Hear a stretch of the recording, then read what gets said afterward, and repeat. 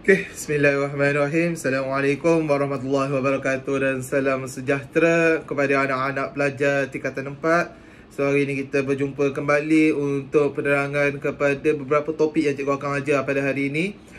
Untuk video kali ini kita akan belajar topik berkenaan dengan aspek guna tenaga, iaitu 4 pengangguran yang kita akan belajar. So cikgu berharap waktu video ni sekarang, kalau boleh kamu pause sekejap video cikgu, ambil buku teks, ambil buku latihan, buat catatan, buat nota untuk kamu lebih faham, lebih memahami apa yang cikgu nak ajar selepas ni. Okey, boleh? Okey, pause kejap, nanti cikgu akan teruskan. Okey, so untuk hari ni kita akan belajar 4 pengangguran, iaitu pengangguran pertama, pengangguran bermusim. Pengangguran kedua, pengangguran kitaran. Pengangguran ketiga iaitu pengangguran teknologi. Pengangguran keempat iaitu pengangguran struktur. So cikgu akan cerita, flow cerita cikgu ialah maksud pengangguran tu apa dan cara nak atasi dia macam mana. So cikgu berharap kamu boleh fokus dengan cikgu, lebih memahami, lebih peka dengan video cikgu buat ni. Okey, pertama, pengangguran bermusim. Apa itu pengangguran bermusim? Pengangguran bermusim adalah pengangguran bermusim ialah pekerja yang hanya bekerja dalam satu tempoh masa tertentu sahaja. Dan selepas tempoh masa tersebut, pekerja itu perlu mencari pekerja lain. Contoh dia, nelayan yang mencari ikan, menjala ikan, menangkap ikan di laut. Tapi pada musim ke-7, mereka terpaksa berhenti. Mereka tak boleh pergi ke laut kerana risau akan keselamatan. So apa mereka buat lepas tu? Kemungkinan mereka bekerja menjual ikan kering, ataupun mungkin mereka bekerja boleh mencari pekerjaan lain selain daripada menangkap ikan, selain daripada nelayan.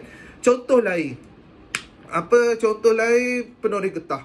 Okey, contohnya macam nenek cikgu dulu, menoreh getah. So bila menoreh getah, bukan setiap masa boleh toreh getah.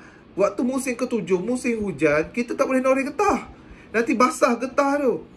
So, selepas habis musim ke-7 tu, waktu berlaku musim ke-7, iaitu musim hujan, mereka perlu mencari pekerjaan lain. Selain itu, contohnya kelapa sawit. Okey, kita dah kait kelapa sawit, semua dah selesai kait semua. Kita perlu tunggu satu masa untuk buah tu tumbuh kembali.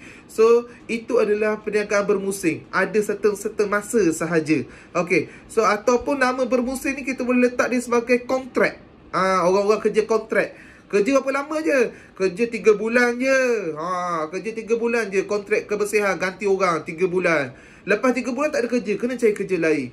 So itu bila dah kena cari kerja lain, kalau nelayan penoreh getah dengan musim ke-7-nya, kalau orang kelapa sawit nak kena tunggu dia orang habis menjual, nak tunggu buah tu subur dulu. So mereka akan diberi bantuan cara nak atasi dia. Macam mana cara nak atasi golongan-golongan pengangguran bermusim ni?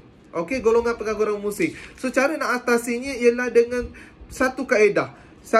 dua kaedah, iaitu kaedah yang diberikan kerajaan memberi insentif. Okey, so keyword untuk exam, kerajaan memberi insentif.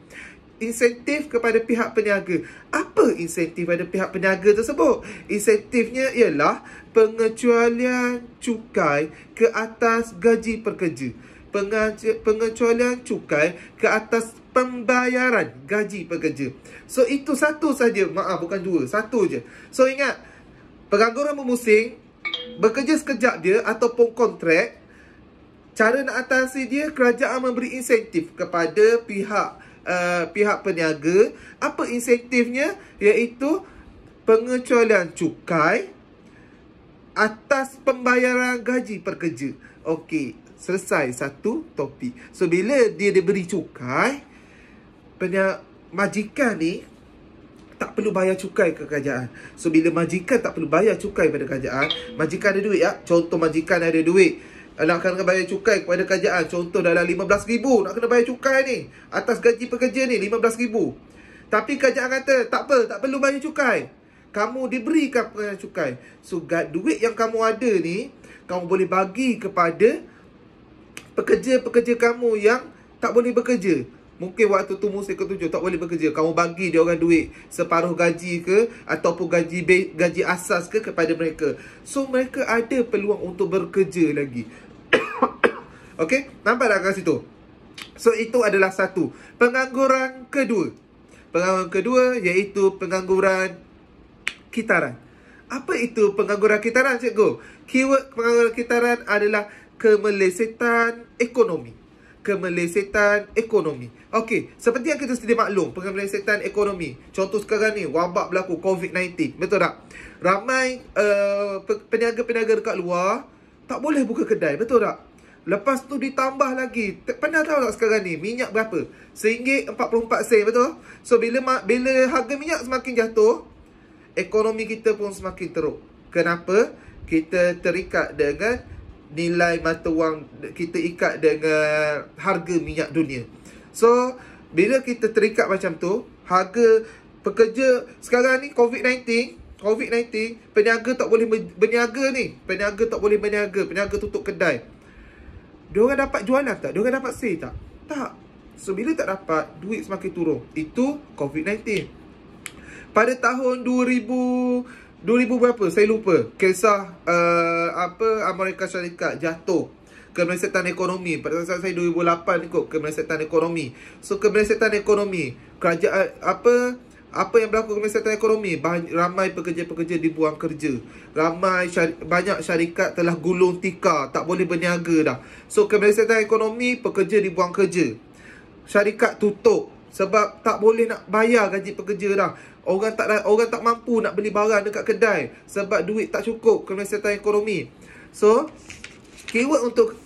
apa yang akan berlaku ialah bila kedai itu tutup, bila kedai tu tak mampu bayar gaji pekerja tak ada duit tak? Tak ada duit. So bila pekerja tak ada duit, refer balik yang pembelajaran kita sebelum ni. Dia ada kuasa beli tak bila tak ada duit? Dia tak ada kuasa beli. Bila dia tak ada kuasa beli, dia mampu tak beli barang dekat kedai, barang untuk beli bahan asas yang lain? Tak mampu.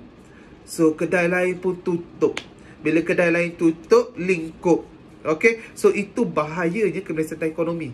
Okay, so ingat, pengangguran kitaran, keyword dia ialah kemelesetan ekonomi. So macam mana cara nak atasi kemelesetan ekonomi? Okey, ingat cikgu ajar sebelum tu, cara nak atasi pengangguran ekonomi bila berlakunya pengangguran ekonomi pula.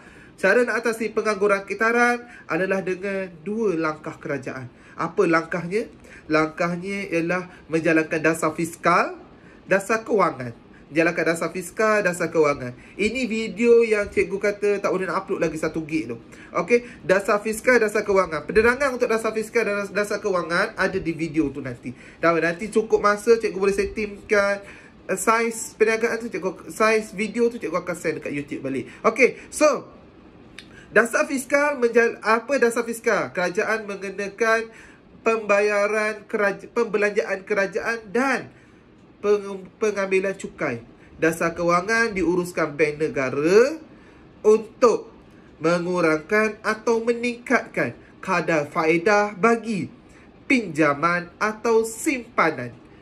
Kamu kena dengar ni elok-elok. Kalau rasa macam tak faham balik, undur balik video cikgu, dengar semula apa cikgu terang. Okey, so itu adalah yang kerajaan bagi untuk memastikan ekonomi negara dalam keadaan stabil daripada melesik jadi stabil. Bila dah stabil, perniagaan pun boleh buka balik, pekerja pun ada, rakyat boleh membeli dan ada kuasa beli. So itu adalah peranan kerajaan dalam memastikan rakyat Malaysia dalam dalam keadaan yang stabil, ada kuasa beli.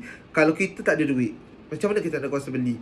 Kemungkinan kita akan memohon pinjaman daripada pihak bank. So pihak bank akan menurunkan kadar faedah pinjaman. Bila kerajaan turunkan kadar faedah pinjaman, orang pun tengok, oh, ni kalau pinjam ni bayar murah. Kalau pinjam ni bayar murah. Mungkin pinjam RM1,000 bayar mungkin RM50 je. Contoh. Okay, ni untuk kamu faham lah. Bukan realiti, untuk kamu faham.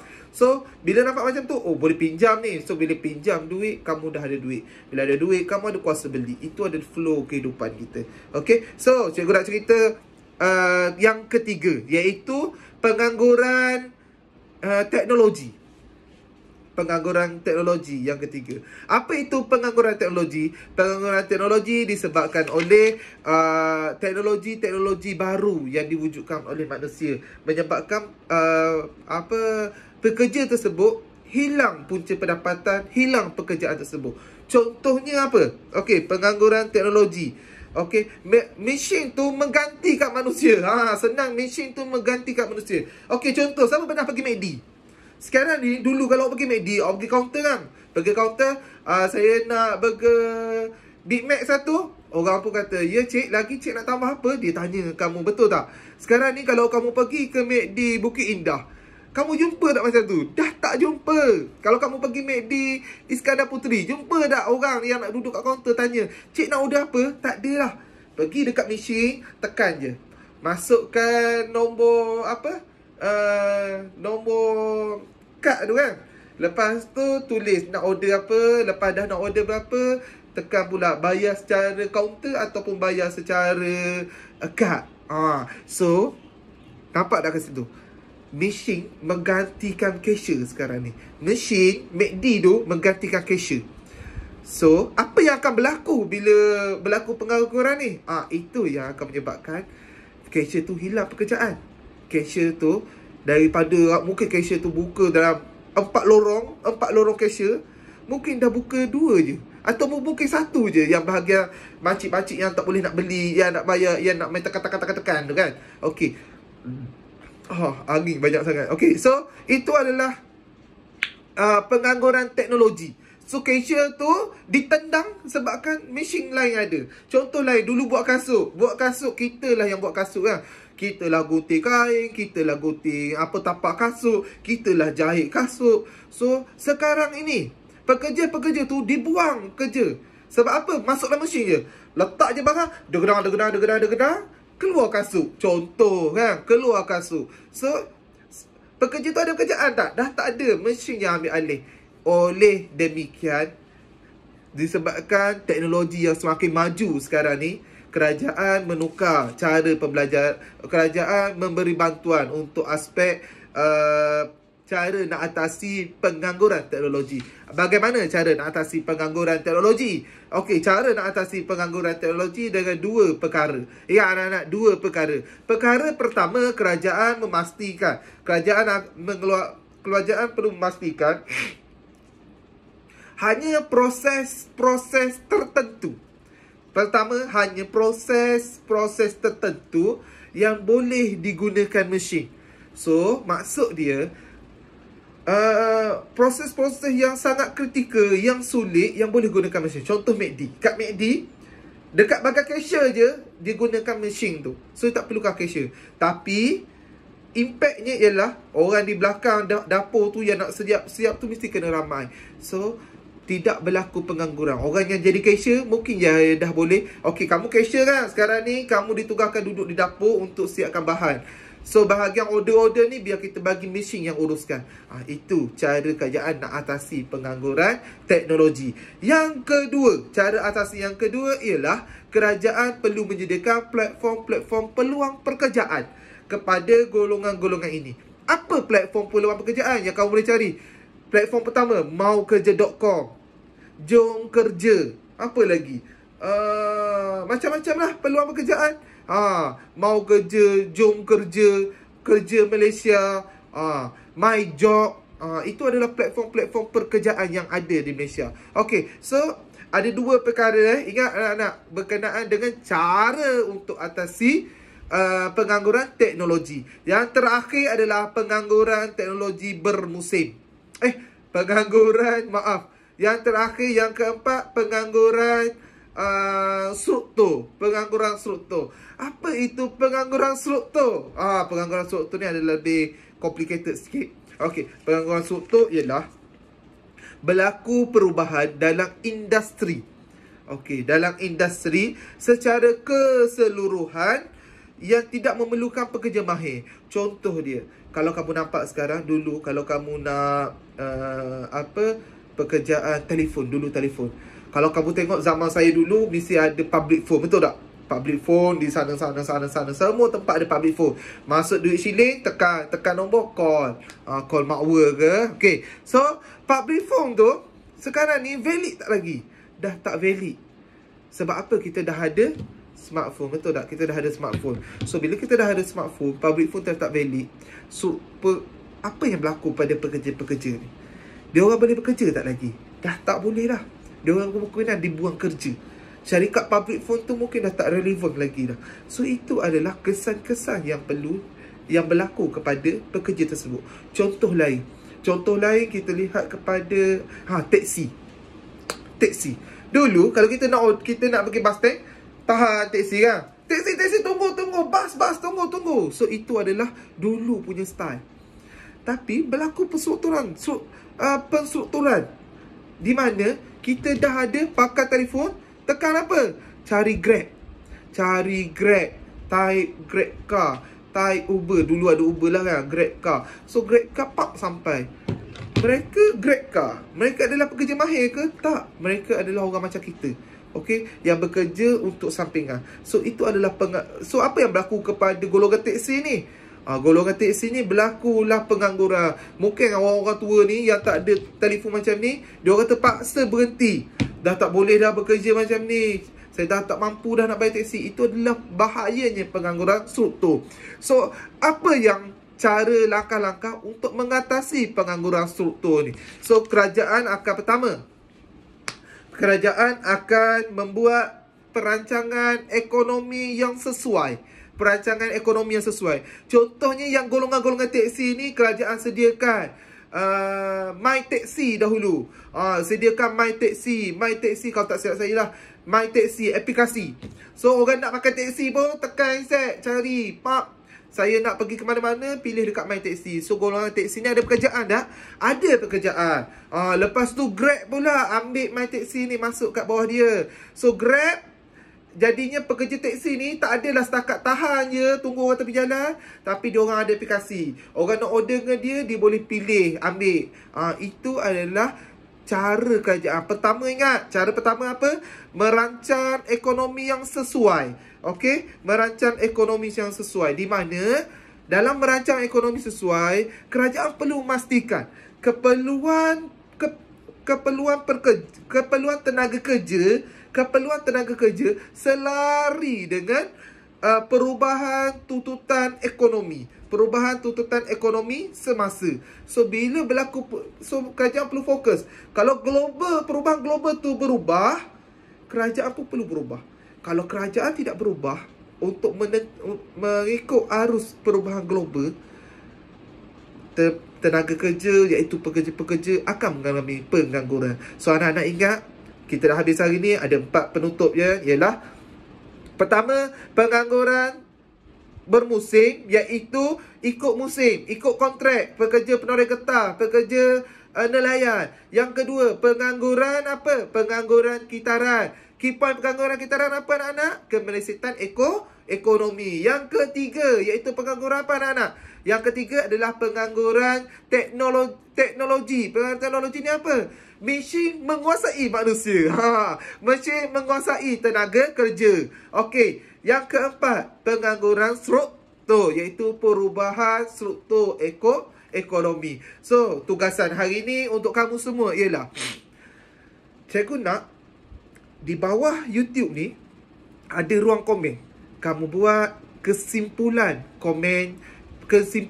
apa yang kamu telah pelajari pada hari ni. Cikgu nak kamu buat kesimpulan apa yang kamu telah pelajari hari ni. Tulis nama kamu, tulis kelas kamu. Nanti cikgu akan tik. Siapa yang tak buat, siap buka sekolah ni. Okey, yang kedua, buatkan nota, buka buku nota. Kat depan sekali tulis indeks pengangguran. Pergi page yang baru, tulis nota pengangguran yang cikgu ajar sekarang ni. So, ada 2 tugasan kamu untuk kali ini. Sekian, terima kasih. Assalamualaikum. Cikgu Ashraf, SMK Medini.